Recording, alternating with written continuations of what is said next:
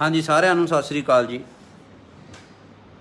ਪੰਜਾਬੀ ਲੋਕ ਧਾਰਾ ਗਰੁੱਪ ਦੇ ਸਾਰੇ ਮੈਂਬਰਾਂ ਨੂੰ ਇਸ ਵਿੱਚ ਜੀ ਆਇਆਂ ਆਖਦਾ। ਅੱਜ ਆਪਾਂ ਗੱਲ ਕਰ ਰਹੇ ਹਾਂ ਜੀ ਸੁੰਦਰ ਲਿਖਾਈ ਤੇ ਖੁਸ਼ ਖਤ। ਸੁੰਦਰ ਲਿਖਾਈ ਅੱਜ ਸਮੇਂ ਦੀ ਜ਼ਰੂਰਤ ਬਣ ਗਈ ਹੈ। ਇਸ ਦੀ ਪੁਰਾਣੇ ਜ਼ਮਾਨੇ ਤੋਂ ਹੀ ਬੜੀ ਮਹੱਤਤਾ ਰਹੀ ਹੈ। ਆਪਾਂ ਦੇਖਦੇ ਹਾਂ ਜਦੋਂ ਕਿਸੇ ਦੀ ਲਿਖਾਈ ਨੂੰ ਸੁੰਦਰ ਦੇਖੀਏ ਤਾਂ ਸਾਡਾ ਮਨ ਖੁਸ਼ ਹੋ ਜਾਂਦਾ। ਇਹ ਦੁਨੀਆ ਬੜੀ ਖੂਬਸੂਰਤ ਹੈ। ਹਰ ਖੂਬਸੂਰਤ ਚੀਜ਼ ਸਾਡੇ ਮਨ ਨੂੰ ਭਾਉਂਦੀ ਹੈ। ਕੁਦਰਤ ਦੀਆਂ ਬਣਾਈਆਂ ਸਾਰੀਆਂ ਚੀਜ਼ਾਂ ਇੱਕ ਲੈ ਵਿੱਚ ਨੇ, ਨਿਯਮਬੱਧ ਆ। ਅਸੀਂ ਸਭ ਤੋਂ ਪਹਿਲਾਂ ਜਾਣਾਂਗੇ ਕਿ ਲਿਖਾਈ ਜਾਂ ਲਿਪੀ ਕਿੱਥੋਂ ਬਣੀ। ਚਿੱਤਰ ਲਿਪੀ ਸਭ ਤੋਂ ਪਹਿਲਾਂ ਚੱਲੀ ਹੈ ਜੰਗਲ ਦੇ ਵਿੱਚ ਰਹਿੰਦਿਆਂ ਹੋਇਆਂ। ਜਦੋਂ ਮਨੁੱਖ ਆਪਣੇ ਆਲੇ ਦੁਆਲੇ ਵੱਲ ਜਾਂਦਾ ਸੀ ਤਾਂ ਉਹ ਆਪਣੇ ਨਿਸ਼ਾਨ ਛੱਡਦਾ ਸੀ। ਇਹਨਾਂ ਨਿਸ਼ਾਨਾਂ ਤੋਂ ਪਤਾ ਲੱਗ ਜਾਂਦਾ ਸੀ ਕਿ ਮੈਂ ਕਿੱਧਰ ਜਾ ਰਿਹਾ। ਹੌਲੀ ਹੌਲੀ ਇਹ ਨਿਸ਼ਾਨ ਇੱਕ ਸੁਨੇਹੇ ਬਣ ਗਏ। ਸੁਨੇਹੇ ਬਣਨ ਤੋਂ ਬਾਅਦ ਚਿੰਨ੍ਹ ਬਣ ਗਏ ਅਤੇ ਚਿੰਨ੍ਹ ਬਣ ਕੇ ਇਹ ਉਹਨਾਂ ਦੀ ਬੋਲੀ ਦੇ ਵਿੱਚ ਪੱਕੇ ਤੌਰ 'ਤੇ ਸਥਾਪਿਤ ਹੋ ਗਏ। ਉਹ ਚਿੰਨ੍ਹ ਜਿਨ੍ਹਾਂ ਰਾਹੀਂ ਅਸੀਂ ਬੋਲੀ ਨੂੰ ਆਪਣੀ ਨੂੰ ਵਿਅਕਤ ਕਰਦੇ ਹਾਂ, ਦੂਸਰੇ ਨੂੰ ਦੱਸਦੇ ਹਾਂ, ਲਿਖਦੇ ਹਾਂ, ਤਾਂ ਉਸ ਨੂੰ ਅਸੀਂ ਉਸ ਭਾਸ਼ਾ ਦੇ ਚਿੰਨ੍ਹ ਜਾਂ ਅੱਖਰ ਕਹਿ ਦਿੰਦੇ ਹਾਂ। ਹੁਣ ਗੱਲ ਆਉਂਦੀ ਹੈ ਕਿ ਮਨੁੱਖ ਆਪਣੇ ਭਾਵਾਂ ਨੂੰ ਜਦੋਂ ਲਿਖਤੀ ਰੂਪ ਵਿੱਚ ਪ੍ਰਗਟ ਕਰਦਾ ਹੈ ਤਾਂ ਉਹ ਲਿਪੀ ਦੀ ਵਰਤੋਂ ਕਰਦਾ ਹੈ। ਹਰ ਖਿੱਤੇ ਦੇ ਵਸਿੰਦੇ ਆ ਉਹ ਆਪੋ ਆਪਣੀ ਲਿਪੀ ਵਰਤਦੇ। ਜਿਸ ਤਰ੍ਹਾਂ ਸਾਡੀ ਗੁਰਮੁਖੀ ਲਿਪੀ, ਅਸੀਂ ਆਪਣੀ ਲਿਪੀ ਨੂੰ, ਗੁਰਮੁਖੀ ਨੂੰ ਬਹੁਤ ਪਿਆਰ ਕਰਦੇ ਹਾਂ। ਆਪਣੀ ਮਾਂ ਬੋਲੀ ਪੰਜਾਬੀ ਨੂੰ ਬਹੁਤ ਪਿਆਰ ਕਰਦੇ ਹਾਂ। ਤਾਂ ਸਾਡਾ ਫਰਜ਼ ਬਣਦਾ ਕਿ ਅਸੀਂ ਇਸ ਨੂੰ ਲਿਖਦੇ ਸਮੇਂ ਵੀ ਉਨੇ ਹੀ ਪਿਆਰ ਦੇ ਨਾਲ ਇਹ ਮੋਤੀ ਪਰੋਈਏ ਜਿੰਨੇ ਸਾਨੂੰ ਇਸ ਨਾਲ ਪਿਆਰ ਹੈ। ਸੁੰਦਰ ਲਿਖਾਈ ਹਰ ਇੱਕ ਦਾ ਮਨ ਮੋਹਦੀ ਆ ਅਤੇ ਮਨੁੱਖ ਦੀ ਸ਼ਖਸੀਅਤ ਦਾ ਪ੍ਰਭਾਵ ਜਿਹੜਾ ਉਹਦੀ ਲਿਖਤ ਤੋਂ ਝਲਕਦਾ। ਆਪਣੀ ਲਿਖਤ ਨੂੰ ਹੋਰ ਸੁੰਦਰ ਬਣਾਉਣ ਦੇ ਲਈ ਸਾਨੂੰ ਹਰ ਸੰਭਵ ਕੋਸ਼ਿਸ਼ ਕਰਨੀ ਚਾਹੀਦੀ ਹੈ। ਲਿਖਾਈ ਦਾ ਵਿਦਿਆਰਥੀਆਂ ਦੇ ਸਿੱਖਣ ਪ੍ਰਕਿਰਿਆ ਦੇ ਨਾਲ ਬਹੁਤ ਡੂੰਘਾ ਸੰਬੰਧ ਹੈ। ਸਾਨੂੰ ਆਪਣੇ ਤਜਰਬਿਆਂ ਨੂੰ ਇੱਕ ਦੂਜੇ ਨਾਲ ਸਾਂਝੇ ਕਰਦੇ ਰਹਿਣਾ ਚਾਹੀਦਾ ਹੈ। ਹਰ ਭਾਸ਼ਾ ਨੂੰ ਸਿੱਖਣ ਦੇ 4 ਮੁੱਢਲੇ ਪੜਾਅ ਹੁੰਦੇ ਆ: ਸੁਣਨਾ, ਬੋਲਣਾ, ਪੜ੍ਹਨਾ ਅਤੇ ਲਿਖਣਾ। ਜਦੋਂ ਛੋਟਾ ਬੱਚਾ ਉਹ ਪਹਿਲਾਂ ਆਵਾਜ਼ ਸੁਣਦਾ ਹੈ, ਫਿਰ ਹੌਲੀ ਹੌਲੀ ਬੋਲਣਾ ਸ਼ੁਰੂ ਕਰਦਾ। ਅਸੀਂ ਫਿਰ ਉਸ ਤੋਂ ਬਾਅਦ ਉਸ ਨੂੰ ਸਿੱਧਾ ਹੀ ਲਿਖਣਾ ਅਤੇ ਸਿਖਾ ਦੇਣਾ ਸ਼ੁਰੂ ਕਰ ਦਿੰਦੇ ਹਾਂ। ਇਹ ਗਲਤ ਪ੍ਰਕਿਰਿਆ। ਫਿਰ ਅਸੀਂ ਉਸ ਨੂੰ ਪੜ੍ਹਨਾ ਸਿਖਾਈਏ। ਦੇਖੇ ਮੂਰਤਾਂ ਦਿਖਾਉਂਦੇ ਹਾਂ। ਮੂਰਤਾਂ ਦਿਖਾਉਣ ਤੋਂ ਬਾਅਦ ਅਸੀਂ ਕਹਿੰਦੇ ਹਾਂ ਇਹ ਕੱਕਾ ਘਰ ਆ, ਇਹ ਬਾਬਾ ਬੱਸ ਹੈ, ਹਾ ਹੱਥ ਹੈ। ਤਾਂ ਉਹ ਮੂਰਤਾਂ ਦੀ ਪਹਿਚਾਣ ਕਰ ਜਾਂਦਾ ਅਤੇ ਫਿਰ ਉਸ ਨੂੰ ਉਸ ਤੋਂ ਬਾਅਦ ਲਿਖਣਾ ਸਿਖਾਉਣਾ ਚਾਹੀਦਾ। ਜੇ ਅਸੀਂ ਇਸੇ ਤਰਤੀਬ ਨਾਲ ਚੱਲਾਂਗੇ ਤਾਂ ਅਸੀਂ ਬਹੁਤ ਵਧੀਆ ਤਰੀਕੇ ਨਾਲ ਸਿਖਾ ਸਕਾਂਗੇ। ਸਾਡਾ ਦਿਮਾਗ, ਸਾਡੀ ਯਾਦ ਸ਼ਕਤੀ ਹੈ ਜਿਹੜੀ ਉਹ ਇਹਨਾਂ ਨੂੰ ਸਾਂਭ ਲੈਂਦੀ। ਅਸੀਂ ਜਦੋਂ ਬੋਲਦੇ ਹਾਂ ਤਾਂ ਸਾਡੀ ਚੇਤਨਾ ਦੇ ਵਿਕਾਸ ਦੇ ਵਿੱਚ ਇਹ ਪਹੁੰਚ ਜਾਂਦਾ। ਜਿਵੇਂ ਜਿਵੇਂ ਸਭਿਅਤਾ ਨੇ ਤਰੱਕੀ ਕੀਤੀ ਹੈ, ਅਸੀਂ ਲਿਖਣਾ ਅਤੇ ਪੜ੍ਹਨਾ ਦੋਨੇ ਚੀਜ਼ਾਂ ਸਿੱਖਦੇ ਰਹੇ ਹਾਂ। ਹੁਣ ਫਿਰ ਦੁਬਾਰਾ ਭਾਸ਼ਾ ਵਿਗਿਆਨੀਆਂ ਨੇ ਜਿੰਨੀਆਂ ਗੱਲਾਂ ਕੀਤੀਆਂ ਉਹਦੇ ਨਾਲ ਇਹ ਸਹੀ ਹੋ ਗਿਆ ਕਿ ਸਭ ਤੋਂ ਪਹਿਲਾਂ ਸਾਨੂੰ ਸੁਣਨਾ, ਬੋਲਣਾ, ਫਿਰ ਪੜ੍ਹਨਾ ਅਤੇ ਅਖੀਰ 'ਤੇ ਲਿਖਣਾ ਸਿਖਾਉਣਾ ਚਾਹੀਦਾ। ਸਾਡੀ ਪੰਜਾਬੀ ਭਾਸ਼ਾ ਦੀਆਂ ਬਹੁਤ ਸਾਰੀਆਂ ਉਪਬੋਲੀਆਂ। ਇਹ ਜਿਹੜੀਆਂ ਉਪਬੋਲੀਆਂ ਆਪਾਂ ਕਹਿ ਦਿੰਦੇ 12 ਪੋਹਾਂ 'ਤੇ ਬੋਲੀ ਬਦਲ ਜਾਂਦੀ ਹੈ। ਬੋਲੀਆਂ ਬਦਲ ਜਾਂਦੀਆਂ ਪਰ ਲਿਪੀ ਨਹੀਂ ਬਦਲਦੀ। ਸਾਡੀ ਗੁਰਮੁਖੀ ਲਿਪੀ ਜਿਹੜੀ ਆ ਇਹ ਜੁਗਾਂ ਜੁਗਾਂਤਰਾਂ ਤੋਂ ਇਸੇ ਤਰ੍ਹਾਂ ਕਾਇਮ ਰਹੇਗੀ ਜਿਸ ਤਰ੍ਹਾਂ ਕਾਇਮ ਰਹਿੰਦੀ ਆਈ ਹੈ। ਸਾਨੂੰ ਹੋਰ ਭਾਸ਼ਾਵਾਂ ਵੀ ਸਿੱਖਣੀਆਂ ਚਾਹੀਦੀਆਂ ਪਰ ਆਪਣੀ ਮਾਂ ਬੋਲੀ ਗੁਰਮੁਖੀ ਨੂੰ ਸਿੱਖਣਾ, ਲਿਖਣਾ ਅਤੇ ਉਹ ਵੀ ਸੁੰਦਰ ਲਿਖਾਈ ਵਿੱਚ, ਇਹ ਬੜੇ ਪੁੰਨ ਦਾ ਕੰਮ ਹੋਏਗਾ। ਆਓ ਆਪਾਂ ਇਸ ਦੇ ਬਾਰੇ ਕੁਝ ਹੋਰ ਗੱਲਾਂ ਕਰੀਏ ਕਿ ਅਸੀਂ ਆਪਣੀ ਲਿਖਾਈ ਨੂੰ ਸੁੰਦਰ ਕਿਵੇਂ ਬਣਾਈਏ। ਸਾਡੇ ਜਿਹੜੇ ਮਨੋ ਭਾਵ ਆ ਇਹ ਸਾਡੀ ਲਿਖਤ ਦੇ ਵਿੱਚ ਪ੍ਰਗਟ ਹੁੰਦੇ। ਸ਼ਬਦਾਂ ਦਾ ਆਕਾਰ ਜਿਹੜਾ ਇਹ ਜਿਵੇਂ ਜਿਵੇਂ ਅਸੀਂ ਲਿਖਦੇ ਹਾਂ ਸਾਡੀ ਸ਼ਖਸੀਅਤ ਉਹਦੇ 'ਚ ਉਸੇ ਤਰ੍ਹਾਂ ਨਿਖਰਦੀ ਹੈ, ਦਿਖਦੀ ਆ। ਅਤੇ ਹਰ ਇੱਕ ਲਿਪੀ ਨੂੰ ਲਿਖਣ ਦੇ ਲਈ ਵਿਸ਼ੇਸ਼ ਨਿਯਮ ਵੀ ਬਣੇ ਹੁੰਦੇ ਆ। ਇਹ ਨਹੀਂ ਕਿ ਅਸੀਂ ਜਿਵੇਂ ਮਰਜ਼ੀ ਲਿਖ ਦਈਏ।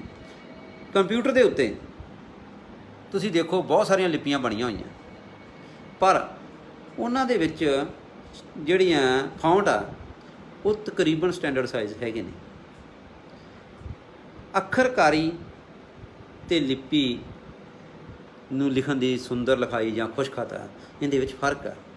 ਅੱਖਰਕਾਰੀ ਦੇ ਵਿੱਚ ਅਸੀਂ ਅੱਖਰਾਂ ਨੂੰ ਕਲਾਤਮਕ ਤਰੀਕੇ ਨਾਲ ਗੋਲ ਕਰਦੇ ਹਾਂ, ਵਿੰਗੇ ਟੇਢੇ ਕਰਕੇ ਡਿਜ਼ਾਈਨ ਬਣਾ ਸਕਦੇ ਹਾਂ। ਉਹਦੇ ਵਿੱਚ ਇੰਨੇ ਨਿਯਮਾਂ ਦੀ ਲੋੜ ਨਹੀਂ ਪੈਂਦੀ ਜਿੰਨੀ ਲੋੜ ਸਾਨੂੰ ਲਿਖਣ ਵੇਲੇ ਪੈਂਦੀ ਹੈ। ਗੁਰਮੁਖੀ ਲਿਖਾਈ ਲਿਖਣ ਸਮੇਂ ਜਿਹੜੇ ਨਿਯਮ ਜਿਹੜੇ ਆ ਇਹ ਸਾਨੂੰ ਧਿਆਨ ਨਾਲ ਸੁਣਨੇ ਅਤੇ ਜ਼ਿਹਨ ਦੇ ਵਿੱਚ ਬਿਠਾ ਲੈਣੇ ਚਾਹੀਦੇ। ਅਸੀਂ ਕੀ ਕਰਦੇ ਹਾਂ, ਛੋਟੇ ਬੱਚਿਆਂ ਨੂੰ ਜਦੋਂ ਲਿਖਣਾ ਸਿਖਾਉਂਦੇ ਹਾਂ ਤਾਂ ਅਸੀਂ ਉਸ ਨੂੰ ਪੈਨਸਲ ਨਾਲ ਸਿਖਾ ਦਿੰਦੇ ਹਾਂ। ਅੱਜ ਕੱਲ੍ਹ ਇਹ ਰਿਵਾਜ਼ ਆ ਘਰਾਂ ਦੇ ਵਿੱਚ, ਪੈਨਸਲਾਂ ਜਿਹੜੀਆਂ ਉਹ ਗੋਲ ਨਾ ਹੋ ਕੇ 6 ਪਹਿਲੂ ਵਾਲੀਆਂ ਹੁੰਦੀਆਂ। ਉਹ ਪੈਨਸਲ ਜਦੋਂ ਬੱਚਾ ਹੱਥ ਵਿੱਚ ਘੁਮਾਉਂਦਾ ਤਾਂ ਉਹ ਘੁੰਮਦੀ ਨਹੀਂ, ਉਹਦੇ ਜਿਹੜੀ ਆ ਉਂਗਲਾਂ ਦੇ ਵਿੱਚ ਘੁੰਮਣ ਦੀ ਰਵਾਨੀ ਨਹੀਂ ਆਉਂਦੀ, ਉਹ ਗਲਾਈਆਂ ਨਹੀਂ ਘੁੰਮਦੀਆਂ। ਜੇ ਗਲਾਈਆਂ ਨਹੀਂ ਘੁੰਮਦੀਆਂ ਤਾਂ ਉਸਦੇ ਕੀ ਹੋਏਗਾ, ਹੱਥਾਂ ਦੇ ਵਿੱਚ ਉਸ ਤਰ੍ਹਾਂ ਕਲਾਤਮਕ ਢੰਗ ਨਾਲ ਘੁੰਮਣਾ ਨਹੀਂ ਆਊਗਾ, ਤਾਂ ਉਹ ਅੱਖਰਾਂ ਨੂੰ ਸਹੀ ਬਣਤਰ ਨਹੀਂ ਦੇ ਸਕੇਗਾ। ਉਸਦੇ ਉਂਗਲਾਂ ਦੀਆਂ ਮਾਸਪੇਸ਼ੀਆਂ ਜਿਹੜੀਆਂ ਕਮਜ਼ੋਰ ਹੁੰਦੀਆਂ, ਹੋਰ ਕਮਜ਼ੋਰ ਹੋ ਜਾਣੀਆਂ। ਨਰਮ ਮਾਸਪੇਸ਼ੀਆਂ ਜਿਹੜੀਆਂ ਕਮਜ਼ੋਰ ਹੋ ਕੇ ਉਂਗਲਾਂ ਦੀਆਂ ਵਿੰਗੀਆਂ ਹੋ ਜਾਣੀਆਂ ਅਤੇ ਲਿਖਾਈ ਕਦੇ ਨਹੀਂ ਬਣਨੀ। ਇਸ ਲਈ ਆਪਣੇ ਬੱਚਿਆਂ ਨੂੰ ਗੋਲ ਪੈਨਸਲ ਦਿਓ, 6 ਪਹਿਲੂ ਵਾਲੀ ਪੈਨਸਲ ਕਦੇ ਨਾ।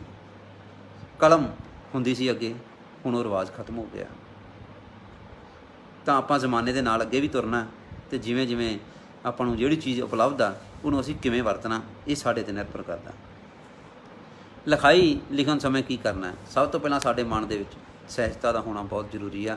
ਜੇ ਸਾਡੇ ਮਨ ਦੇ ਵਿੱਚ ਭਟਕਣਾ, ਤੇਜ਼ੀ ਆ, ਛੇਤੀ ਆ, ਅਸੀਂ ਇੱਧਰ ਉੱਧਰ ਦੀਆਂ ਗੱਲਾਂ ਕਰ ਰਹੇ ਹਾਂ, ਧਿਆਨ ਸਾਡਾ ਹੋਰ ਕਿਤੇ ਆ, ਅਸੀਂ ਲਿਖਣਾ ਤਾਂ ਬਹੁਤ ਛੇਤੀ ਲਿਖ ਕੇ ਅਸੀਂ ਪਰੇ ਹੁੰਦੇ ਹਾਂ, ਅਤੇ ਉਹ ਜਿਹੜੀ ਲਿਖਾਈ ਆ ਕਦੇ ਵੀ ਸਾਫ਼ ਨਹੀਂ ਹੁੰਦੀ।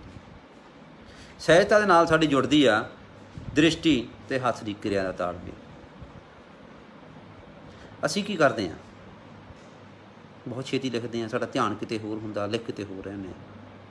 ਇਸ ਤਰ੍ਹਾਂ ਜਿਹੜਾ ਸਾਡੇ ਮਨ ਦੇ ਵਿੱਚ, ਅਚੇਤ ਮਨ ਦੇ ਵਿੱਚ ਵੀ ਜੋ ਕੁਝ ਫਸਿਆ ਹੋਇਆ, ਉਕਰਿਆ ਹੋਇਆ, ਉਹ ਅਸੀਂ ਲਿਖਣ ਵੇਲੇ ਹੱਥ ਨਾਲ ਜਦੋਂ ਲਿਖਾਂਗੇ ਤਾਂ ਉਹ ਤਾਲਮੇਲ ਨਾ ਬੈਠਾ ਤਾਂ ਸਹੀ ਨਹੀਂ ਬਣਨਾ। ਤੀਸਰੀ ਗੱਲ ਸਾਨੂੰ ਇਹ ਪਤਾ ਹੋਣੀ ਚਾਹੀਦੀ ਆ ਕਿ ਅਸੀਂ ਅੱਖਰ ਨੂੰ ਕਿੱਥੋਂ ਸ਼ੁਰੂ ਕਰਨਾ ਅਤੇ ਕਿੱਥੇ ਖ਼ਤਮ ਕਰਨਾ। ਬਹੁਤ ਸਾਰੇ ਕੀ ਕਰਦੇ ਨੇ ਸੱਜਣ, ਅੱਖਰਾਂ ਨੂੰ ਛੇਤੀ ਗੋਲ ਘੁਮਾ ਦਿੰਦੇ ਨੇ।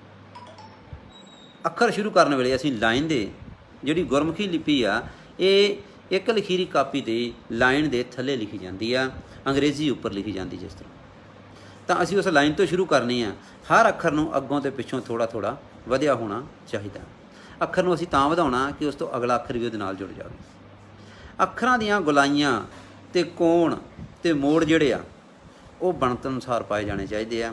ਕਈ ਵਾਰ ਅਸੀਂ ਕੀ ਕਰਦੇ ਹਾਂ ਕਿ ਅਸੀਂ ਅੱਖਰ ਨੂੰ, ਆਪਣੀ ਲਿਖਤ ਨੂੰ ਸੋਹਣਾ ਬਣਾਉਣ ਦੇ ਲਈ ਪੂਰੀਆਂ ਨੁੱਕਰਾਂ ਕੱਢਣੀਆਂ ਸ਼ੁਰੂ ਕਰ ਦਿੰਦੇ ਹਾਂ, ਅੱਖਰ ਚੌਰਸ ਕਰ ਦਿੰਦੇ। ਉਹਦੇ ਨਾਲ ਕੀ ਹੁੰਦਾ ਕਿ ਸਾਡੀ ਅੱਖਰਾਂ ਦੀ ਬਣਤਰ ਵਿਗੜ ਜਾਂਦੀ ਹੈ। ਜਿਵੇਂ ਦੱਦਾ, ਅਸੀਂ ਇਹਦੀਆਂ ਸਾਰੀਆਂ ਹੀ ਨੁੱਕਰਾਂ ਕੱਢ ਦਿਆਂਗੇ, ਥੱਲੇ ਗਲਾਈ ਨਾ ਪਾਵਾਂਗੇ ਤਾਂ ਹੋਰ ਹੀ ਕੁਝ ਬਣ ਜਾਂਦਾ। ਸੱਸੇ ਨੂੰ ਅਸੀਂ ਬਿਲਕੁਲ ਸਿੱਧੀ ਲਾਈਨ ਨਾਲ ਚੌਰਸ ਕਰਕੇ ਘੁੰਡੀ ਬਣਾ ਦਿੰਦੇ ਹਾਂ ਤਾਂ ਉਹ ਸੱਸੇ ਦੀ ਬਣਤਰ ਨਹੀਂ ਬਣਦੀ। ਦੇਖਣ ਨੂੰ ਕੀ ਹੁੰਦਾ, ਕਈ ਵਾਰ ਅਸੀਂ ਬਹੁਤ ਸੋਹਣਾ ਮੰਨ ਲੈਂਦੇ ਹਾਂ ਲਿਖਿਆ ਹੋਇਆ, ਪਰ ਉਹਦੇ ਵਿੱਚ ਕੀ ਹੁੰਦਾ, ਅੱਖਰਾਂ ਦੀ ਜਿਹੜੀ ਆ ਗੁਲਾਈ ਜਾਂ ਉਸ ਦੀ ਮੁੱਢਲੀ ਬਣਤਰ ਆ ਉਸ ਵੱਲ ਧਿਆਨ ਨਹੀਂ ਦਿੱਤਾ ਹੁੰਦਾ। ਸਿਰਫ ਲਿਖਤ ਦਾ ਸਾਫ਼ ਹੋਣਾ ਇੱਕ ਸੁੰਦਰ ਲਿਖਾਈ ਨਹੀਂ ਮੰਨੀ ਜਾਂਦੀ। ਲਿਖਾਈ ਦੇ ਵਿੱਚ ਸਾਰੇ ਇਕੱਲੇ ਅੱਖਰ ਦੀ ਕੁਝ ਬਣਤਰ ਦੇ ਨਿਯਮ ਨੇ, ਉਹਨਾਂ ਨੂੰ ਦੇਖਣਾ ਪੈਂਦਾ। ਉਹਨਾਂ ਦੇ ਵਿੱਚ ਜਿਹੜੀਆਂ ਗੋਲ ਘੁੰਡੀਆਂ ਬਣਦੀਆਂ ਉਹਨਾਂ ਨੂੰ ਅਸੀਂ ਦੇਖਾਂਗੇ ਕਿ ਉਹ ਘੁੰਡੀਆਂ ਕਿੱਥੇ ਜਿਹੜੀ ਆ ਉਹਦੇ ਵਿੱਚ ਮੋਰੀ ਜਾਂ ਛੇਕ ਹੋਣਾ, ਕਿੱਥੇ ਉਹ ਬੰਦ ਹੁੰਦੀ ਆ। ਜਿਸ ਤਰ੍ਹਾਂ ਅਸੀਂ ਦੱਦਾ, ਉਸ ਦੀ ਜਿਹੜੀ ਘੁੰਡੀ ਆ ਉਹਦੇ ਵਿੱਚ ਛੇਕ ਨਹੀਂ ਹੁੰਦਾ। ਭੱਬੇ ਦੀ ਜਿਹੜੀ ਗਲਾਈ ਆ ਉਹਦੇ ਵਿੱਚ ਛੇਕ ਹੁੰਦਾ, ਡੱਡੇ ਦੀ ਗਲਾਈ ਛੇਕ ਹੁੰਦਾ, ਢੱਡੇ ਦੀ ਜਿਹੜੀ ਗਲਾਈ ਆ ਉਹਦੇ ਵਿੱਚ ਘੁੰਡੀ ਛੋਟੀ ਦੇ ਵਿੱਚ ਕੋਈ ਮੋਰੀ ਨਹੀਂ, ਅਤੇ ਪਰ ਵੱਡੀ ਦੇ ਵਿੱਚ ਗਲਾਈ ਹੁੰਦੀ ਹੈ ਅਤੇ ਛੇਕ ਹੁੰਦਾ। ਇਹਨਾਂ ਚੀਜ਼ਾਂ ਨੂੰ ਅਸੀਂ ਦੇਖਣਾ ਬਣਦਾ। ਸਾਡਾ ਆੜਾ, ਅਸੀਂ ਇਸ ਦਾ ਉਚਾਰਨ ਵੀ ਠੀਕ ਵੇਖਣਾ। ਬਹੁਤ ਸਾਰੇ ਸੱਜਣ ਐੜਾ ਬੋਲਦੇ ਨੇ ਕਿਉਂਕਿ ਇਲਾਕਾਈ ਬੋਲੀਆਂ ਦਾ ਪ੍ਰਭਾਵ ਹੁੰਦਾ, ਪਰ ਆਮ ਕਰਕੇ ਇਹ ਆੜਾ ਲਿਖਿਆ ਹੀ ਮਿਲਦਾ। ਆੜੇ ਦੀਆਂ ਜਿਹੜੀਆਂ ਪਹਿਲੀ ਜਿਹੜੀ ਆ ਗਲਾਈ ਆ ਉਹ ਉੱਚੀ, ਦੂਸਰੀ ਉਦੋਂ ਨੀਵੀਂ, ਇੱਕ ਸੇਧ ਵਿੱਚ ਹੋਣੀਆਂ ਚਾਹੀਦੀਆਂ। ਅੱਛਾ, ਅੱਖਰਾਂ ਦੀ ਬਣਤਰ ਦੇ ਨਾਲ ਅਸੀਂ ਇਹ ਦੇਖਾਂਗੇ ਕਿ ਜਿਸ ਅਸੀਂ ਕਾਗਜ਼ 'ਤੇ ਲਿਖਣਾ ਜਾਂ ਇਸ ਕਾਪੀ 'ਤੇ ਲਿਖਣਾ ਉਹ ਕਿਵੇਂ ਰੱਖੀ ਜਾਵੇ। ਉਹ ਇੱਕ ਮੇਜ਼ ਤੋਂ 45 ਡਿਗਰੀ ਟੇਢੀ ਰੱਖੀ ਜਾਣੀ ਚਾਹੀਦੀ ਹੈ, ਅਤੇ ਲਿਖਣ ਸਮੇਂ ਜਿਹੜਾ ਸਾਡਾ ਹੱਥ ਆ ਉਹਨੂੰ ਕੋਈ ਅੜਿੱਕਾ ਨਾ ਪਵੇ। ਸਾਡੀ ਕੂਹਣੀ ਦੇ ਮਗਰ ਕੋਈ ਵੀ ਚੀਜ਼ ਅਜਿਹੀ ਨਾ ਪਈ ਹੋਵੇ ਕਿ ਜਦੋਂ ਅਸੀਂ ਲਿਖਦੇ ਹਾਂ ਉਹ ਅੜਿੱਕਾ ਪਾਵੇ। ਜੇ ਉਹ ਅੜਿੱਕਾ ਪਾਉਂਦੀ ਆ ਤਾਂ ਫਿਰ ਸਾਡਾ ਤੋਂ ਲਿਖਾਈ ਸਹੀ ਨਹੀਂ ਹੋਏਗੀ, ਉਹ ਕੰਮ ਸਹੀ ਨਹੀਂ ਹੁੰਦਾ। ਦੂਸਰਾ ਸਾਡੀ ਕਾਪੀ ਆ, ਜਿਹਨੂੰ ਅਸੀਂ ਬੱਚਿਆਂ ਨੂੰ ਇਹ ਦੱਸਣਾ ਕਿ ਅਸੀਂ ਲਿਖਦੇ ਹਾਂ। ਕਾਪੀ 'ਤੇ ਲਾਈਨਾਂ ਲੱਗੀਆਂ ਹੁੰਦੀਆਂ ਅਤੇ ਨਾਲ ਹੀ ਇੱਕ ਹਾਸ਼ੀਏ ਲੱਗੇ ਹੁੰਦੇ ਆ, ਲਾਲ ਰੰਗ ਦੇ ਜਾਂ ਹਰੇ ਨੀਲੇ ਰੰਗ ਦੇ। ਇਹ ਲਾਈਨਾਂ ਨੂੰ 90 ਡਿਗਰੀ 'ਤੇ ਕੱਟਦੇ ਆ। ਤਾਂ ਅਸੀਂ ਬੱਚਿਆਂ ਨੂੰ ਇਹ ਦੱਸਣਾ ਕਿ ਇਹ ਸਿੱਧੀਆਂ ਲਾਈਨਾਂ ਕੱਟਦੇ ਆ। ਇਸ ਤਰ੍ਹਾਂ ਸਾਡੇ ਜਿਹੜੀ ਆ ਗੁਰਮੁਖੀ ਅੱਖਰ ਦੀ ਜਿਹੜੀ ਬਣਤਰ ਆ, ਉਸ ਦੀਆਂ ਮਗਰਲੀਆਂ ਲਾਈਨਾਂ ਬਿਲਕੁਲ ਸਿੱਧੀਆਂ ਹੁੰਦੀਆਂ। ਇਸ ਲਈ ਅਭਿਆਸ ਕਰਾਉਣ ਲਈ ਸਾਨੂੰ 2-3 ਦਿਨ, ਹਰ ਰੋਜ਼ 3-4 ਪੇਜ, ਗੋਲ ਗਲਾਈਆਂ, ਵਿੰਗੀਆਂ, ਟੇਢੀਆਂ ਲਾਈਨਾਂ, ਸਿੱਧੀਆਂ ਲਾਈਨਾਂ, ਲੇਟਵੀਆਂ ਲਾਈਨਾਂ, ਖੜਵੀਆਂ ਲਾਈਨਾਂ ਦੇ ਇਹ ਅਭਿਆਸ ਕਰਨਾ ਪਏਗਾ। ਜਦੋਂ ਅਸੀਂ ਅਭਿਆਸ ਕਰਾ ਲਾਂਗੇ ਬੱਚਿਆਂ ਨੂੰ ਇਹ, ਤਾਂ ਉਹ ਲਿਖਾਈ ਨੂੰ ਸਿੱਧੀ ਕਰੇਗਾ। ਤੁਸੀਂ ਦੇਖੋਗੇ ਕਿ ਬਹੁਤ ਸਾਰੇ ਬੱਚਿਆਂ ਦੀ ਲਿਖਾਈ ਬਣਤਰ ਸਹੀ ਹੁੰਦੀ ਆ, ਪਰ ਉਹ ਸਾਰੇ ਅੱਖਰਾਂ ਨੂੰ ਟੇਢੇ ਟੇਢੇ ਪਾਉਂਦੇ ਜਾਂਦੇ ਆ। ਉਹ ਇਸ ਤਰ੍ਹਾਂ ਲੱਗਦਾ ਜਿਵੇਂ ਜਾਲੀ ਬਣੀ ਹੋਵੇ। ਉਹ ਦੇਖਣ ਵਾਲੇ ਨੂੰ ਵੀ ਸਹੀ ਨਹੀਂ ਲੱਗਦੀ, ਅਤੇ ਨਾ ਹੀ ਉਹ ਆਪਾਂ ਸੁੰਦਰ ਲਿਖਾਈ 'ਚ ਗਿਣ ਸਕਦੇ ਹਾਂ। ਜਦੋਂ ਕਿਤੇ ਬੱਚਾ ਕਿਸੇ ਮੁਕਾਬਲੇ 'ਚ ਹਿੱਸਾ ਲੈਂਦਾ ਤਾਂ ਉੱਥੇ ਕੀ ਦੇਖਦਾ, ਇੱਕ ਤੋਂ ਇੱਕ ਬੱਚੇ ਦਾ ਅਭਿਆਸ ਕੀਤਾ ਹੁੰਦਾ, ਬਰੀਕ ਤੋਂ ਬਰੀਕ ਨੁਕਤੇ ਨੂੰ ਧਿਆਨ 'ਚ ਰੱਖਿਆ ਜਾਂਦਾ। ਇਸ ਦੇ ਨਾਲ ਕੀ ਹੁੰਦਾ ਕਿ ਬੱਚਾ ਉਹਨਾਂ ਤੋਂ ਜਾਣੂ ਹੋ ਜਾਂਦਾ ਅਤੇ ਅਗਲੀ ਵਾਰ ਉਹਨਾਂ ਚੀਜ਼ਾਂ ਦਾ ਧਿਆਨ ਰੱਖਦਾ।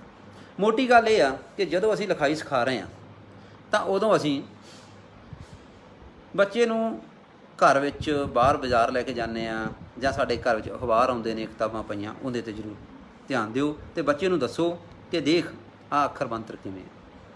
ਉਸ ਦੀਆਂ ਕਿਤਾਬਾਂ ਦੇ ਉੱਤੇ, ਜਿਵੇਂ ਸਾਡੇ ਕੋਲ ਪੰਜਾਬੀ ਦੀ ਕਿਤਾਬ ਆ ਤਾਂ ਉੱਤੇ ਪੱਪਾ ਕਿਵੇਂ ਪਾਇਆ ਉਹਨੂੰ ਦੱਸਿਆ ਜਾਂਦਾ ਕਿ ਇਸ ਤਰ੍ਹਾਂ ਘੁੰਮਦਾ ਪੱਪਾ, ਆਹ ਉੱਤੇ ਟਿੱਪੀ ਆ, ਜੱਜੇ ਦੀ ਬਣਤਰ ਆਏ ਆ, ਪਰ ਅਸੀਂ ਜਿਹੜੀ ਆ ਵਾਧੀ ਘਾਟੀ ਕਰ ਲੈਂਦੇ ਹਾਂ। ਉਹ 'ਤੇ ਹੈਡਿੰਗਾਂ ਦੇ ਉੱਤੇ ਮੋਟੇ ਜਿਹੜੇ ਅੱਖਰ ਲਿਖੇ ਹੋਏ ਨੇ ਉਹਨਾਂ 'ਤੇ ਆਪਦਾ ਉਂਗਲ ਦੇ ਨਾਲ ਲਿਖ ਸਕਦਾ। ਅਖਬਾਰਾਂ ਦੇ ਉੱਤੇ ਉਂਗਲ ਘੁਮਾਵੇਗਾ, ਜਾਂ ਜਦੋਂ ਸਾਈਨ ਬੋਰਡ ਦੇਖਦਾ, ਫਲੈਕਸ ਬੋਰਡ ਲੱਗੇ ਬਾਜ਼ਾਰ ਦੇ ਵਿੱਚ, ਦੁਕਾਨਾਂ ਦੇ ਬੋਰਡ ਆ, ਤਾਂ ਉਹਨੂੰ ਇਹ ਦੱਸੋ ਕਿ ਉਹ ਦੇਖ ਅੱਖਰ ਜਿਹੜਾ ਅਸਲੀ ਇਸ ਤਰ੍ਹਾਂ ਪਿਆ, ਫਲੈਕਸ ਦੇ ਵਿੱਚ ਵੀ ਸਟੈਂਡਰਡ ਫੌਂਟ ਵਰਤੇ ਹੋਏ ਆ। ਤਾਂ ਉਹ ਅੱਖਰਾਂ ਨੂੰ ਦੇਖੇਗਾ ਜਦੋਂ, ਤਾਂ ਉਹਦੇ ਮਨ ਦੇ ਵਿੱਚ ਇੱਕ ਤਾਂ ਉਹ ਤੁਰੇ ਜਾਂਦਿਆਂ ਪੰਜਾਬੀ ਪੜ੍ਹਨੀ ਸਿੱਖ ਜੇਗਾ, ਪੰਜਾਬੀ ਅੱਖਰਾਂ ਨੂੰ ਦੇਖੇਗਾ, ਪੰਜਾਬੀ ਅੱਖਰਾਂ ਦੀ ਬਣਤਰ ਉਹਦੇ ਮਨ 'ਚ ਬਹਿ ਜਾਏਗੀ। ਅਸੀਂ ਇੱਕ ਤੀਰ ਨਾਲ ਕਈ ਨਿਸ਼ਾਨੇ ਲਾ ਲਏ। ਉਹਨੂੰ ਅੱਖਰਾਂ ਦੀ ਬਣਤਰ ਵੀ ਦੱਸਤੀ, ਉਹਨੂੰ ਸ਼ਬਦ ਪੜ੍ਹਨਾ ਵੀ ਸਿਖਾਤਾ, ਅਤੇ ਨਾਲ ਹੀ ਉਹਦੀ ਰੁਚੀ ਪੈਦਾ ਕਰਤੀ। ਇਹ ਛੋਟੀਆਂ ਛੋਟੀਆਂ ਗੱਲਾਂ ਨੇ ਜਿਨ੍ਹਾਂ ਨਾਲ ਅਸੀਂ ਧਿਆਨ ਦੇਈਏ ਤਾਂ ਬਾਅਦ ਵਿੱਚ ਸਾਨੂੰ ਲੱਗਦਾ ਕਿ ਇਹ ਕੋਈ ਖਾਸ ਗੱਲਾਂ ਨਹੀਂ ਸੀ, ਅਸੀਂ ਸਾਰੇ ਹੀ ਕਰ ਸਕਦੇ ਸੀ। ਲਿਖਣ ਸਮੇਂ ਇਹ ਦੇਖਣਾ ਕਿ ਅੱਖਰਾਂ ਦੀ ਜਿਹੜੀ ਆ ਲੰਬਾਈ ਅਤੇ ਚੌੜਾਈ ਉਹ ਕਿਹੋ ਜਿਹੀ ਹੋਵੇ। ਅਸੀਂ ਲਿਖ ਰਹੇ ਹਾਂ, ਜੇ ਅਸੀਂ ਉਹਨਾਂ ਨੂੰ ਨੀਵੇਂ ਹੇਠਾਂ ਨੂੰ ਲਮਕਾ ਦਿੱਤਾ ਤਾਂ ਥੱਲੇ ਵਾਲੀ ਲਾਈਨ ਦੀਆਂ ਸਿਹਾਰੀਆਂ, ਬਿਹਾਰੀਆਂ, ਲਾਵਾਂ ਦਲਾਵਾਂ ਉੱਪਰਲੇ ਅੱਖਰਾਂ ਦੇ ਔਂਕੜਾਂ ਤਲੈਂਕੜਾਂ ਜਾਂ ਅੱਖਰਾਂ ਦੇ ਨਾਲ ਟੱਚ ਕਰ ਜਾਂਦੀਆਂ ਅਤੇ ਉਹ ਲਿਖਾਈ ਖਰਾਬ ਹੋ ਜਾਂਦੀ ਹੈ। ਤਾਂ ਸਾਨੂੰ ਫਿਰ ਕੀ ਕਰਨਾ ਚਾਹੀਦਾ? ਸਾਨੂੰ ਜਿਹੜੀ ਅੱਖਰਾਂ ਦੀ ਬਣਤਰ ਆ, ਸ਼ਬਦਾਂ ਨੂੰ ਅਸੀਂ ਦੂਸਰੇ ਲੋਟ ਚੌੜੇ ਕਰੋ। ਸ਼ਬਦ ਨੀਵੇਂ ਨਾ ਹੋਣ ਜ਼ਿਆਦਾ, ਪਰ ਉਹ ਸੱਜੇ ਤੋਂ ਖੱਬੇ ਨੂੰ ਲਿਖਦੇ ਹਾਂ, ਜਾਂ ਖੱਬੇ ਤੋਂ ਸੱਜੇ ਨੂੰ ਜਦੋਂ ਅਸੀਂ ਲਿਖਦੇ ਖੱਬੇ ਤੋਂ ਸੱਜੇ ਵਾਲੇ ਪਾਸੇ ਨੂੰ ਜਾਂਦੇ ਹਾਂ, ਤਾਂ ਅੱਖਰਾਂ ਨੂੰ ਅਸੀਂ ਵੱਧ ਤੋਂ ਵੱਧ ਚੌੜੇ ਕਰਦੇ ਜਾਓ। ਜਿੰਨੇ ਵੀ ਮਰਜ਼ੀ ਕਰ ਲਓ, ਸੋਹਣੇ ਲੱਗਣਗੇ, ਪਰ ਜੇ ਹੇਠਾਂ ਨੂੰ ਲਮਕਾਵਾਂਗੇ ਉਹ ੜਿੱਕਾ ਬਣਦੇ ਨੇ ਅਤੇ ਲਿਖਾਈ ਜਿਹੜੀ ਆ ਉਹ ਵਿਗੜ ਜਾਂਦੀ ਹੈ। ਕੋਸ਼ਿਸ਼ ਕਰੋ ਕਿ ਅੱਖਰ ਉਹ ਲਾਈਨ ਦੀ ਅੱਧ ਤੋਂ ਉੱਪਰ ਹੀ ਰਹੇ, ਵੱਡੇ ਵੱਡੇ ਅੱਖਰ ਨਾ ਪਾਏ ਜਾਣ, ਤਾਂ ਕਿ ਹੇਠਲੀ ਲਾਈਨ ਦੀਆਂ ਲਗਾ ਮਾਤਰਾ ਜਿਹੜੀਆਂ ਸਪਸ਼ਟ ਦਿਖ ਜਾਣ। ਅਸੀਂ ਇਹਨਾਂ ਚੀਜ਼ਾਂ ਨੂੰ ਜੋ ਧਿਆਨ ਰੱਖਦੇ ਹਾਂ ਤਾਂ ਸਹੀ ਬਣਤਰ ਵੇਲੇ ਸਾਨੂੰ ਇੱਕ ਚੀਜ਼ ਦਾ ਹੋਰ ਧਿਆਨ ਰੱਖਣਾ ਪੈਂਦਾ ਕਿ ਅਸੀਂ ਜਦੋਂ ਕਿਸੇ ਵੀ ਅੱਖਰ ਨੂੰ ਲਿਖਣਾ ਤਾਂ ਅਸੀਂ ਉਸ ਅੱਖਰ ਨੂੰ ਲਿਖਦੇ ਸਮੇਂ ਦੁਹਰਾਈ ਨਹੀਂ ਕਰਨੀ। ਪੰਜਾਬੀ ਗੁਰਮੁਖੀ ਲਿਪੀ ਦੇ ਵਿੱਚ ਕਿਸੇ ਵੀ ਅੱਖਰ ਨੂੰ ਲਿਖਣ ਸਮੇਂ ਇਹ ਚੀਜ਼ ਦਾ ਖਿਆਲ ਰੱਖੋ ਕਿ ਪੈਨ ਜਾਂ ਪੈਨਸਲ ਨਾਲ ਲਿਖਦੇ ਹੋਏ ਕੋਈ ਵੀ ਦੁਹਰਾਈ ਜਾਂ ਦੂਰੀ ਵਾਰ ਇੱਕ ਥਾਂ ਦੂਜੀ ਥਾਂ ਨਹੀਂ ਚੱਲਿਆ ਜਾਂਦਾ, ਇੱਕ ਦੇ ਉੱਤੇ ਦੂਜੀ ਲਕੀਰ ਨਹੀਂ ਚੱਲਦੀ। ਜਿਵੇਂ ਅਸੀਂ ਸੱਸਾ ਵੀ ਲਿਖਦੇ ਹਾਂ ਤਾਂ ਅਸੀਂ ਪਹਿਲਾਂ ਸਿੱਧੀ ਲਾਈਨ ਉੱਪਰ ਲਾਉਣੇ ਆ, ਫਿਰ ਅਸੀਂ ਥੱਲਿਓਂ ਲਿਆ ਕੇ ਘੁੰਡੀ ਬਣਾ ਕੇ ਮੋੜ ਕੇ ਰੁਕ ਜਾਵਾਂਗੇ, ਫਿਰ ਦੁਬਾਰਾ ਪੈਨ ਚੁੱਕ ਕੇ ਉੱਪਰੋਂ ਠਾਂ ਨੂੰ ਆਵਾਂਗੇ। ਅਸੀਂ ਹਾਹਾ ਲਿਖਦੇ ਹਾਂ ਤਾਂ ਇੱਕੇ ਵਾਰੀ ਨਿਬੇੜ ਦਿੰਦੇ ਹਾਂ ਗਲਾਈ 'ਚ, ਜਾਂ ਅਸੀਂ ਸਿੱਧੀ ਲਾਈਨ ਲਿਜਾ ਕੇ ਉੱਥੋਂ ਇੱਕਦਮ ਥੱਲੇ ਨੂੰ ਮੁੜ ਕੇ ਤਿੱਖੀ ਨੁੱਕਰ ਕਰਕੇ ਹਾਹਾ ਬਣਾ ਦਿੰਦੇ ਹਾਂ।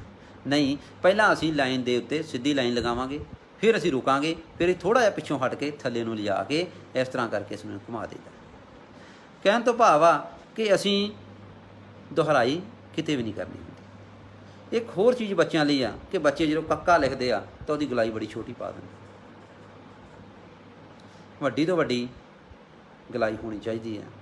ਸਾਨੂੰ ਇਹਨਾਂ ਚੀਜ਼ਾਂ ਦਾ ਖਿਆਲ ਰੱਖਣਾ ਪਏਗਾ ਕਿ ਅਸੀਂ ਕਾਪੀ ਨੂੰ 45 ਡਿਗਰੀ ਦੇ ਉੱਤੇ ਟੇਢਾ ਰੱਖਾਂਗੇ, ਲਿਖਣ ਸਮੇਂ ਸਾਡੇ ਹੱਥ ਦੇ ਉੱਤੇ ੜਿੱਕਾ ਨਾ ਪਵੇ, ਕੂਣੀ ਦੇ ਮਗਰ ਕੋਈ ਚੀਜ਼ ਨਾ ਹੋਵੇ। ਜਿਹੜੀਆਂ ਗਲਾਈਆਂ ਵੱਡੀਆਂ ਨੇ ਉਹ ਵੱਡੀਆਂ ਕੀਤੀਆਂ ਜਾਣ, ਜਿਹੜੀਆਂ ਦੇ ਵਿੱਚ ਕੋਈ ਛੇਕ ਨਹੀਂ ਉਹ ਛੇਕ ਨਾ ਹੋਵੇ। ਜਿਵੇਂ ਖੱਖੇ ਦੇ ਵਿੱਚ ਕੋਈ ਗਲਾਈ ਨਹੀਂ ਆਉਂਦੀ, ਪਰ ਜਦੋਂ ਅਸੀਂ ਲਿਖਦੇ ਹਾਂ ਉੱਪਰ ਸਾਡੇ ਤੋਂ 20 ਰੁਪਏ ਗਲਾਈ ਪੈ ਜਾਂਦੀ ਆ, ਇਹਨੂੰ ਰੋਕਿਆ ਜਾਵੇ। ਗੱਗਾ ਬਣਾਉਣ ਸਮੇਂ ਉਹਦਾ ਜਿਹੜਾ ਰਾਰਾ ਮੂਹਲਾ ਰਾਰੇ ਵਰਗਾ ਹਿੱਸਾ ਉਹ ਅਸੀਂ ਅਕਸਰ ਹੀ ਛੋਟਾ ਲਿਖ ਦਿੰਦੇ ਹਾਂ, ਨਹੀਂ ਉਹ ਪੂਰਾ ਵੱਡਾ ਹੋਊਗਾ ਅਤੇ ਨਾਲ ਜਿਹੜਾ ਉਹਦੇ ਮਗਰਲਾ ਕੰਨੇ ਵਰਗਾ ਉਹ ਡੰਡੀ ਜਿਹੜੀ ਆ ਉਹਦੇ ਬਰਾਬਰ ਜਾਊਗੀ। ਤਾਂ ਇਹਨਾਂ ਚੀਜ਼ਾਂ ਨੂੰ ਅਸੀਂ ਬਿਲਕੁਲ ਪੂਰਾ ਖਿਆਲ ਰੱਖਣਾ। ਇਸੇ ਤਰ੍ਹਾਂ ਸਾਨੂੰ ਅੱਖਰਾਂ ਦੀ ਜਿਹੜੀ ਧੁਨੀ ਆ ਉਹਦਾ ਵੀ ਖਿਆਲ ਰੱਖਣਾ ਪਏਗਾ, ਕਿਉਂਕਿ ਗੱਗੇ ਤੋਂ ਬਾਅਦ ਜਿਵੇਂ ਘੱਗਾ ਆ ਜਾਂਦਾ, ਘੱਗੇ ਤੋਂ ਬਾਅਦ ਆ ਨਾ ngੰਗਾ। ਬਹੁਤ ਸਾਰੇ ਬੱਚੇ ਨਈਆਂ ਕਹਿੰਦੇ ਆ, ਜੰਝੇ ਨੂੰ ਵੀ ਉਹ ਨਈਆਂ ਹੀ ਬੋਲਦੇ ਆ। ਇਹਨਾਂ ਦੋ ਚੀਜ਼ਾਂ ਦਾ ਅਸੀਂ ਖਾਸ ਖਿਆਲ ਰੱਖਣਾ, ਬੱਚਿਆਂ ਨੂੰ ਬਾਰ-ਬਾਰ ਅਭਿਆਸ ਕਰਾਉਣਾ ਕਿ ngੰਗਾ ਜਾਂ ਜੰਝਾਂ ਇਹ ਦੋ ਜਿਹੜੇ ਸਾਡੇ ਇਹ ਮੋਤੀਆਂ ਵਰਗੇ ਅੱਖਰ ਨੇ, ਜਿਹੜੇ ਅਲੋਪ ਹੁੰਦੇ ਜਾ ਰਹੇ ਨੇ। ਇਹਨਾਂ ਦੀ ਜਿਹੜੀ ਆ ਵਰਤੋਂ ਬਹੁਤ ਘੱਟ ਹੋ ਰਹੀ ਆ। ਪਤਾ ਨਹੀਂ ਕਿਉਂ ਅੱਜ ਕੱਲ੍ਹ ਦੇ ਜਿਹੜੇ ਲੇਖਕ ਆ ਉਹ ਕਿਸ ਪ੍ਰਭਾਵ ਅਧੀਨ ਆਪਣੀਆਂ ਲਿਖਤਾਂ ਦੇ ਵਿੱਚੋਂ ਇਹਨਾਂ ਨੂੰ ਗਾਇਬ ਕਰੀ ਜਾ ਰਹੇ ਆ।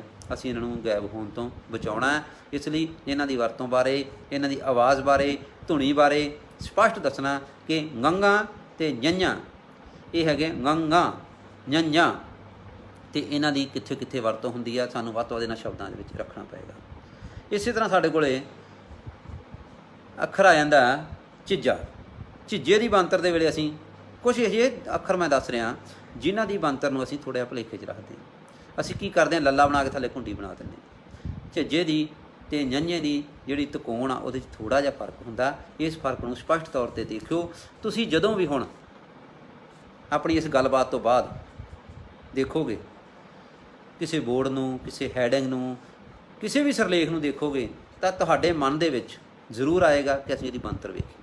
ਮੇਰਾ ਇਹੋ ਹੀ ਮਕਸਦ ਆ ਕਿ ਆਪਣੀਆਂ ਜਿਹੜੀਆਂ ਇਹ ਖੁੱਲ੍ਹੀਆਂ ਗੱਲਾਂ, ਇਹਨਾਂ ਗੱਲਾਂ ਦੇ ਰਾਹੀਂ ਅਸੀਂ ਨਵੀਂ ਤੋਂ ਨਵੀਂ ਗੱਲ ਇੱਕ ਦੂਜੇ ਤੋਂ ਸਿੱਖੀਏ। ਤੁਹਾਡੇ ਵਿਚਾਰਾਂ ਦਾ ਜਿਹੜਾ ਮੈਂ ਪੂਰਾ ਸਮਰਥਨ ਕਰਾਂਗਾ, ਉਹਨਾਂ 'ਤੇ ਮੈਂ ਪੂਰੀ ਤਰ੍ਹਾਂ ਤਵੱਜੋ ਦੇਵਾਂਗਾ ਕਿ ਜੇ ਜਿਹੜੀਆਂ ਗੱਲਾਂ ਕੁਝ ਰਹਿ ਗਈਆਂ ਨੇ ਉਹ ਹੋਰ ਅੱਗੇ ਕਰਾਂਗਾ। ਤਾਂ ਤੁਸੀਂ ਇਹ ਦੇਖਣਾ ਤੱਤਾ ਅਤੇ ਤੀਆ ਅਸੀਂ ਬੱਚਿਆਂ ਦੇ ਵਿੱਚ ਜਦੋਂ ਦੇਖਦੇ ਹਾਂ ਕਿ ਉਹ ਕੀ ਫਰਕ ਪਾਉਂਦੇ ਆ। ਤੱਤਾ ਜਿਹੜਾ ਉਹ ਪਿੱਛੋਂ ਥੋੜ੍ਹਾ ਜਿਹਾ ਵਧਮਾ ਹੁੰਦਾ, ਅਤੇ ਜਿਹੜਾ ਤੀਆ ਜਿਹਨੂੰ ਅਸੀਂ ਤਿੰਨ ਦਾ ਤੀਆ ਕਹਿ ਦਿੰਦੇ ਹਾਂ ਉਹ ਤੋਂ ਗੋਲ ਹੁੰਦਾ, ਪਰ ਬੱਚੇ ਉਹਨੂੰ ਵੀ ਉਤੋਂ ਤਿੱਖਾ ਕਰ ਦਿੰਦੇ ਆ। ਇਹ ਛੋਟੀਆਂ ਛੋਟੀਆਂ ਨੇ ਇਹ ਗੱਲਾਂ, ਇਹਨਾਂ ਗੱਲਾਂ ਦਾ ਅਸੀਂ ਖਿਆਲ ਰੱਖਣਾ। ਇਸ ਤੋਂ ਬਾਅਦ ਹੋਰ ਆ ਜਾਂਦਾ ਸਾਡੇ ਕੋਲ ਲਗਾਂ ਅਤੇ ਲਗਾਖਰ, ਉਹਨਾਂ ਦਾ ਵੀ ਅਸੀਂ ਖਿਆਲ ਰੱਖਣਾ। ਉਹਨਾਂ ਦੀਆਂ ਬਣਤਰ ਵੱਲ ਵੀ ਉਹੀ ਗੱਲ ਹੈ ਕਿ ਧਿਆਨ ਦੇਣਾ ਬਣਦਾ ਹੈ। ਹਿੰਦੀ ਪ੍ਰਭਾਵ ਦੇ ਨਾਲ ਸਾਡੀਆਂ ਕੁਝ ਚੀਜ਼ਾਂ ਜਿਹੜੀਆਂ ਉਹਨਾਂ 'ਚ ਫਰਕ ਆ ਰਿਹਾ, ਜਿਵੇਂ ਕੰਨਾ ਅੱਧਾ ਹੁੰਦਾ ਪਰ ਸਾਡੇ ਬੱਚੇ ਉਹ ਵਧਾ ਦਿੰਦੇ ਨੇ। ਉਹਨਾਂ ਨੂੰ ਇਸ ਗੱਲ ਤੋਂ ਸਮਝਾਇਆ ਜਾਵੇ। ਸਿਹਾਰੀ ਅਤੇ ਬਿਹਾਰੀ ਜਿਹੜੀ ਆ ਉੱਪਰੋਂ ਉਹ ਟੱਚ ਨਹੀਂ ਹੁੰਦੀ ਅੱਖਰ ਦੇ ਨਾਲ, ਪਰ ਅਸੀਂ ਕੀ ਕਰਦੇ ਹਾਂ,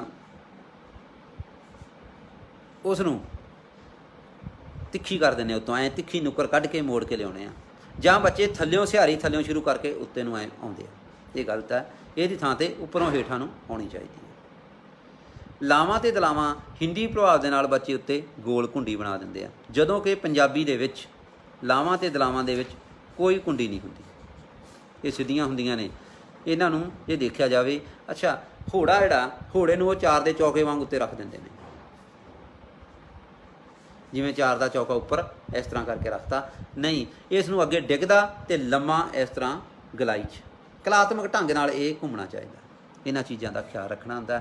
ਔਂਕੜ ਨੂੰ ਥੋੜ੍ਹਾ ਜਿਹਾ ਗੋਲ, ਦਲੈਂਕੜੇ ਬਣਾਉਣ ਲੱਗੇ ਉਹ ਇਸ ਤਰ੍ਹਾਂ ਛੇਤੀ ਜੋੜ ਦਿੰਦੇ ਆ ਕਿ ਉਹ ਇਸ ਤਰ੍ਹਾਂ ਜਦੋਂ ਘੁਮਾ ਦਿੰਦੇ ਆ ਤਾਂ ਉਹ ਇਸ ਤਰ੍ਹਾਂ ਦੂਏ ਵਰਗਾ ਬਣ ਜਾਂਦਾ। ਨਹੀਂ, ਇਹਨੂੰ ਇਕੱਲਾ ਉਤਲਾ ਛੋਟਾ, ਦੂਜਾ ਥੋੜ੍ਹਾ ਜਿਹਾ ਵੱਡਾ। ਇਹਨਾਂ ਚੀਜ਼ਾਂ ਨੂੰ ਅੱਜ ਆਪਾਂ ਜਿਹੜਾ ਇਸ ਤਰ੍ਹਾਂ ਕੁਝ ਮੇਰੀਆਂ ਵੀਡੀਓਜ਼ ਬਣੀਆਂ ਹੋਈਆਂ ਨੇ, ਜੇ ਤੁਹਾਡੀ ਸਾਰਿਆਂ ਦੀ ਆਗਿਆ ਹੋਏਗੀ ਤਾਂ ਉਹ ਮੈਂ ਗਰੁੱਪ ਵਿੱਚ ਪਾ ਦੇਵਾਂਗਾ, ਜਿਹਦੇ ਸਾਨੂੰ ਇਕੱਲੇ ਅੱਖਰ ਬਣਤਰ ਦਾ ਪਤਾ ਲੱਗਦਾ ਜਾਏਗਾ, ਤਾਂ ਕਿ ਅਸੀਂ ਸਾਰੇ ਆਪਣੀ ਇਸ ਲਿਖਾਈ ਨੂੰ ਸਾਂਭ ਸਕੀਏ, ਬਹੁਤ ਚੰਗੀ ਤਰ੍ਹਾਂ ਆਪਾਂ ਲਿਖ ਸਕੀਏ। ਸੁੰਦਰ ਲਿਖਾਈ ਸਾਡੇ ਲਈ ਬਹੁਤ ਚੰਗੀ ਗੱਲ ਹੈ। ਇਸ ਤੋਂ ਬਾਅਦ ਸਾਡੇ ਕੋਲ ਆ ਜਾਂਦੇ ਨੇ, ਤੁਸੀਂ ਦੇਖੋ ਮੁਕਤਾ, ਕੰਨਾ ਵੀ ਆ ਗਿਆ, ਸਿਹਾਰੀਆਂ ਬਿਹਾਰੀਆਂ, ਔਂਕੜ ਦਲੈਂਕੜੇ, ਲਾਵਾਂ ਦਲਾਵਾਂ, ਹੋੜਾ ਕਨੌੜਾ, ਇਹਨਾਂ ਦੀ ਗੱਲ ਆਪਾਂ ਤਕਰੀਬਨ ਕਰ ਲਈ ਹੈ। ਤਿੰਨ ਆਪਣੇ ਕੋਲ ਲਗਾਖਰ ਨੇ, ਬਿੰਦੀ, ਟਿੱਪੀ ਅਤੇ ਅਦਕ। ਬਿੰਦੀ 'ਤੇ ਗੋਲੀ ਲੱਗ ਜਾਂਦੀ ਹੈ, ਟਿੱਪੀ ਬੱਚੇ ਅਕਸਰ ਹੀ ਛੋਟੀ ਪਾ ਦਿੰਦੇ ਆ, ਤਾਂ ਟਿੱਪੀ ਉਹਨਾਂ ਨੂੰ ਕਹਿਣਾ ਕਿ ਵੱਡੀ ਤੋਂ ਵੱਡੀ ਪਾਓ। ਉਹਨਾਂ ਦਾ ਹੱਥ ਛੋਟੀ 'ਤੇ ਟਿਕਿਆ ਹੁੰਦਾ, ਇਸ ਲਈ ਉਹ ਸਟੈਂਡਰਡ ਸਾਈਜ਼ 'ਤੇ ਆਪੇ ਘੁੰਮ ਕੇ ਆ ਜਾਣਗੇ। ਇਸੇ ਤਰ੍ਹਾਂ ਅਸੀਂ ਅੱਧਕ ਦੀ ਗੱਲ ਕਰਾਂਗੇ। ਇੱਕ ਚੀਜ਼ ਦੇਖਣੀ ਆ ਕਿ ਜਿਹੜੀ ਟਿੱਪੀ ਆ, ਇਹ ਅੱਖਰ ਦੀ ਅਖੀਰਲੀ ਲਾਈਨ ਜਿਹੜੀ ਆ, ਜਿਵੇਂ ਸੱਸੇ ਦੀ ਮਗਰਲੀ ਲਾਈਨ ਆ, ਗੱਗੇ ਦੀ ਮਗਰਲੀ ਲਾਈਨ ਆ, ਉਹਦੀ ਅੱਧੀ ਉੱਧਰ ਤੇ ਅੱਧੀ ਉੱਧਰ ਘੁੰਮਦੀ ਹੁੰਦੀ। ਅਸੀਂ ਅੱਗੇ ਨੂੰ ਨਹੀਂ ਲਿਜਾਣੀ, ਪਿੱਛੇ ਨੂੰ ਨਹੀਂ ਲਿਜਾਣੀ। ਪਰ ਜੇ ਅੱਗੇ ਸਿਹਾਰੀ ਆ ਜਾਂਦੀ ਉਸ ਤੋਂ ਬਾਅਦ ਤਾਂ ਇਸ ਨੂੰ ਅੱਗੇ ਖਿਸਕਾ ਸਕਦੇ ਹਾਂ। ਇਹ ਸਾਰੀਆਂ ਗੱਲਾਂ ਨੂੰ ਆਪਾਂ ਵੀ ਗੱਲਬਾਤ ਕਰ ਰਹੇ ਹਾਂ, ਅਤੇ ਤੁਸੀਂ ਉਸ ਤੋਂ ਬਾਅਦ ਅਖਬਾਰਾਂ ਰਸਾਲਿਆਂ ਦੇ ਵਿੱਚ ਲਿਖੀਆਂ ਹੋਈਆਂ ਛਪੀਆਂ ਹੋਈਆਂ ਜਦੋਂ ਅੱਖਰਾਂ ਨੂੰ ਧਿਆਨ ਨਾਲ ਦੇਖੋਗੇ, ਉਹਦੇ ਵਿੱਚ ਖੁੱਭੋਗੇ, ਤਾਂ ਤੁਹਾਨੂੰ ਆਪਣੇ ਆਪ ਪਤਾ ਲੱਗਦਾ ਜਾਵੇਗਾ ਵੀ ਇਸ ਤਰ੍ਹਾਂ ਹੋ ਜਾਂਦਾ। ਇਸੇ ਤਰ੍ਹਾਂ ਸਾਡੇ ਕੋਲ ਉਸ ਤੋਂ ਬਾਅਦ ਵਿਸ਼ਰਾਮ ਚਿੰਨ੍ਹ ਆ ਜਾਂਦੇ ਆ। ਵਿਸ਼ਰਾਮ ਚਿੰਨ੍ਹ ਜਿਹੜੇ ਆ ਉਹ ਵੀ ਅਸੀਂ ਇਹਨਾਂ ਬੰਤਰਾਂ ਨੂੰ ਦੇਖਾਂਗੇ ਅਤੇ ਕੋਸ਼ਿਸ਼ ਕਰਾਂਗੇ ਆਪਾਂ ਕਿ ਇਹਨਾਂ ਦੀਆਂ ਸਾਰੀਆਂ ਵੀਡੀਓਜ਼ ਆ ਜਿਹੜੀਆਂ ਮੈਂ ਬਣਾ ਚੁੱਕਾ ਅਤੇ ਕੁਛ ਬਣਾ ਰਿਹਾ, ਉਹ ਤੁਹਾਡੇ ਸਾਰਿਆਂ ਨਾਲ ਸਾਂਝੀਆਂ ਕਰਾਂ। ਊੜਾ ਅਤੇ ਚੱਚਾ ਬਾਰੇ ਵੀ ਸੱਜਣਾ ਨੇ ਕਿਹਾ, ਤਾਂ ਇਹਨਾਂ ਦੀ ਬੰਤਰ ਬਾਰੇ ਮੈਂ ਤੁਹਾਨੂੰ ਦੱਸਦਾ ਕਿ ਇਸ ਕਿਸ ਤਰ੍ਹਾਂ ਬਣੇਗੀ। ਜਦੋਂ ਅਸੀਂ ਊੜਾ ਲਿਖਣਾ, ਪਹਿਲਾਂ ਅਸੀਂ ਸਿੱਧੀ ਲਾਈਨ ਲਿਜਾ ਕੇ ਫਿਰ ਅਸੀਂ ਰੁਕ ਜਾਵਾਂਗੇ। ਰੁਕਣ ਤੋਂ ਬਾਅਦ ਅਸੀਂ ਫਿਰ ਥੱਲੇ ਨੂੰ ਗਲਾਈ ਲਿਆਵਾਂਗੇ ਵੱਡੀ, ਫਿਰ ਉਸ ਤੋਂ ਬਾਅਦ ਛੋਟੀ ਗਲਾਈ, ਅਤੇ ਘੁੰਮਦੇ ਜਾਵਾਂਗੇ। ਇਸ ਤਰ੍ਹਾਂ ਕਰਨ ਦੇ ਨਾਲ ਸਾਡੀਆਂ ਗਲਾਈਆਂ ਬਣ ਜਾਣਗੀਆਂ। ਮੈਂ ਤੁਹਾਨੂੰ ਇਹ ਦੋਨੇ ਬੰਤਰਾਂ ਦੱਸਦਾ।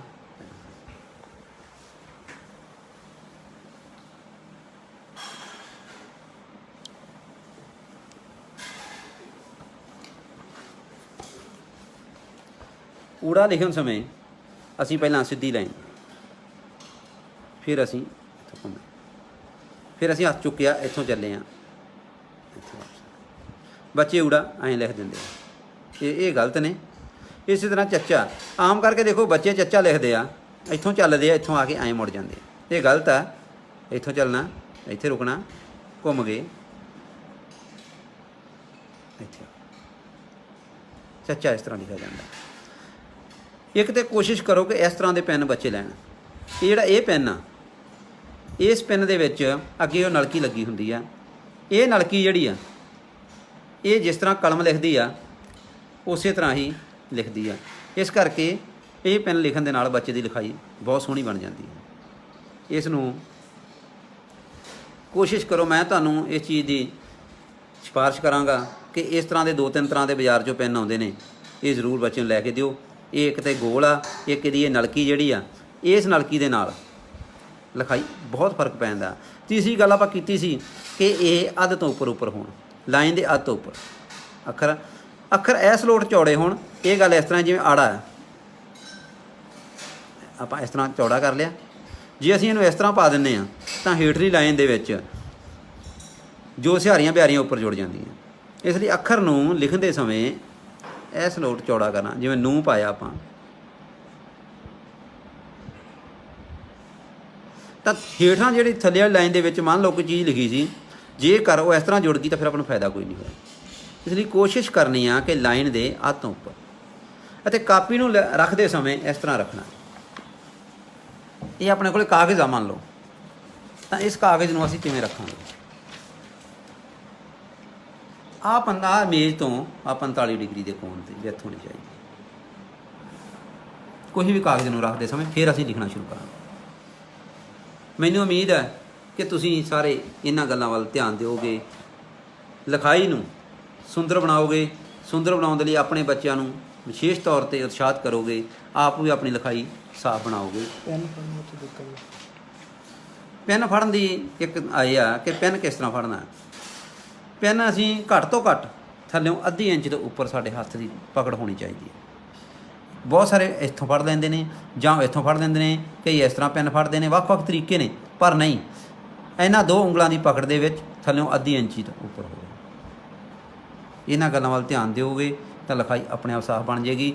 ਅਭਿਆਸ ਸਭ ਤੋਂ ਵੱਡੀ ਚੀਜ਼ ਆ ਕਿ ਸਾਨੂੰ ਹਰ ਰੋਜ਼ ਅਭਿਆਸ ਕਰਨ ਦੀ ਲੋੜ ਆ, ਅਤੇ ਉਮੀਦ ਆ ਕਿ ਤੁਸੀਂ ਅਭਿਆਸ ਕਰੋਗੇ। ਕੱਲ੍ਹ ਨੂੰ ਆਪਾਂ ਪੰਜਾਬੀ ਦੇ ਸ਼ਬਦ ਜੋੜ ਦੇ ਨਿਯਮਾਂ ਦੀ ਗੱਲ ਕਰਾਂਗੇ, ਅਤੇ ਨਾਲ ਹੀ ਅੱਜ ਵਾਲੇ ਇਸ ਗੱਲਬਾਤ ਦੇ ਵਿੱਚੋਂ ਜੇ ਕੋਈ ਗੱਲ ਹੋਰ ਹੋਈ ਤਾਂ ਉਹ ਮੈਂ ਬੋਰਡ 'ਤੇ ਤੁਹਾਡੇ ਨਾਲ ਸਾਂਝੀ ਕਰ ਲਾਂਗਾ। ਤੁਹਾਡਾ ਸਾਰਿਆਂ ਦਾ ਬਹੁਤ ਬਹੁਤ ਧੰਨਵਾਦ।